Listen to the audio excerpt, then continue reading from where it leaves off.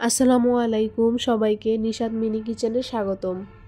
আমি আজকে আপনাদের সাথে শেয়ার করব ঘরোয়া উপায়ে পুডিং রেসিপি।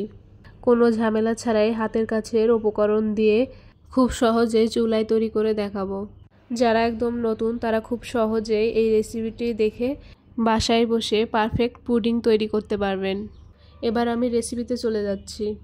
চুলায় একটি প্যান বসিয়ে ক্যারামেল তৈরি করার জন্য তাতে হাফ কাপ পরিমাণ চিনি দিয়ে দিচ্ছি। এবার সামান্য পরিমাণ পানি দেব।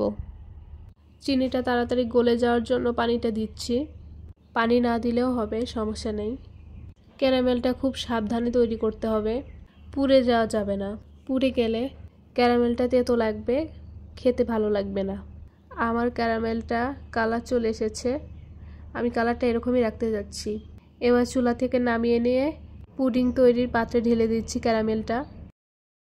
এবার আমি পুডিং তৈরির জন্য দুধ জাল করে নেব। এটাকে আমি জাল দিয়ে 700 গ্রাম করে নেব। দুধ জাল করার সময় নাড়া বন্ধ করা যাবে না, তাহলে সর পড়ে যাবে। আমার দুধ অনেকটা হয়ে গেছে, আর একটু শুকাবো। আমার দুধ জাল করা হয়ে গেছে। এখানে আমি 1 কেজি দুধকে 700 গ্রাম করে নিয়েছি। এবার এখানে আমি পুডিং তৈরির জন্য 4টা ডিম ব্যবহার করব। 3টা ডিম দিয়েও হবে, সমস্যা নেই, তবে আমি 4টা দেব। পুডিংয়ের মেন পার্ট হলো দুধটা ভালো করে জাল করে নেওয়া। দুধ যত ঘন করবেন পুডিংটা তত মজা হবে। এবার আমি ডিমগুলো খুব ভালোভাবে মিক্স করে নেব। ডিমটা ভালোভাবে মেশাতে হবে। আপনারা ডিমটা ভালোভাবে মিশিয়ে নেবেন।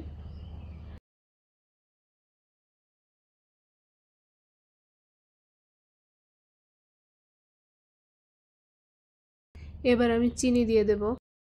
এখানে 1 কাপ পরিমাণ চিনি আছে। চিনিটা যে যার টেস্ট অনুযায়ী ব্যবহার করবেন। আবার আমি ভালোভাবে মিক্স করে নিচ্ছি। চিনিটা গলতে হবে, চিনি না গললে হবে না। এবার আমি এলাচের গুঁড়ো দিয়ে দিচ্ছি, আবার মিক্স করে নিচ্ছি। এবার আমি দুধের সাথে ডিম মিক্স করে নেব। তার আগে খেয়াল করবেন ডিমের সাথে যে চিনিটা দিয়েছি সেটা যেন ভালোভাবে মিক্স হয়, চিনিটা যাতে ভালোভাবে গলে যায়। এবার আমি মিক্স করে নিচ্ছি দুধ আর ডিম।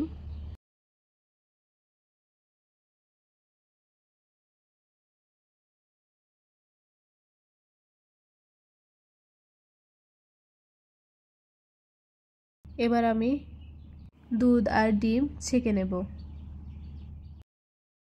পুডিং তৈরির পাত্রে আমি একদম ছেঁকে নেব, অবশ্যই ছেঁকে নিতে হবে। দুধ আর ডিমের মিশ্রণটা ভালোভাবে ছেঁকে না নিলে পুডিংটা একদম স্মুথ হবে না। পুডিংয়ের মিশ্রণটা ঢেলে নেওয়া হয়ে গেছে। এবার পাত্রের ঢাকনাটা ভালো করে আটকে দিচ্ছি, যাতে ভেতরে পানি ঢুকতে না পারে। এবার গ্যাস জ্বালিয়ে নিচ্ছি। একটা বড় পাত্র বসিয়ে নিচ্ছি, তাতে একটা পুরাতন কাপড় দিচ্ছি। কেউ চাইলে স্ট্যান্ডও ইউজ করতে পারেন। এবার আমি এতে পানি দিয়ে দেব।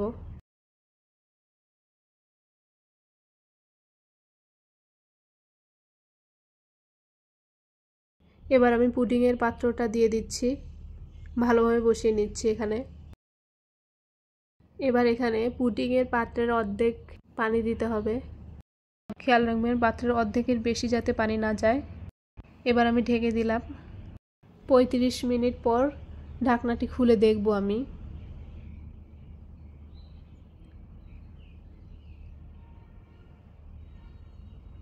একটু চেক করে নেব। হয়ে গেছে আমার পুডিং, কাঠিতে একটুও লাগে নাই। পুডিংটা নামিয়ে নিয়েছি। এবার আমি এটাকে ঠান্ডা করে নর্মাল ফ্রিজে রাখবো। 2 থেকে 3 ঘন্টা রাখার পর আমি বের করে নিয়েছি। হাত দিয়ে একটু চেক করে দেখলাম হাতের সাথে লাগে নাই। এবার ছুরি দিয়ে আমি 4-5টা কেটে নিচ্ছি, যাতে খুব ভালোভাবে বেরিয়ে আসে। এবার আমি ঢেলে নেব।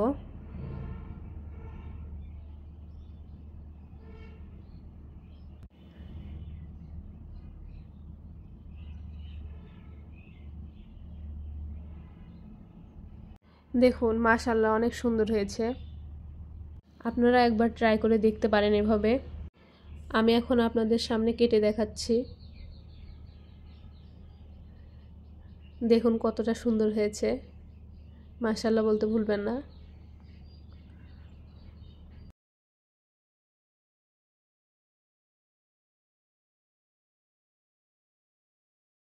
দেখুন একদম সফট হয়েছে, ভিতরে কোনো রকম বাবলস আসে নাই।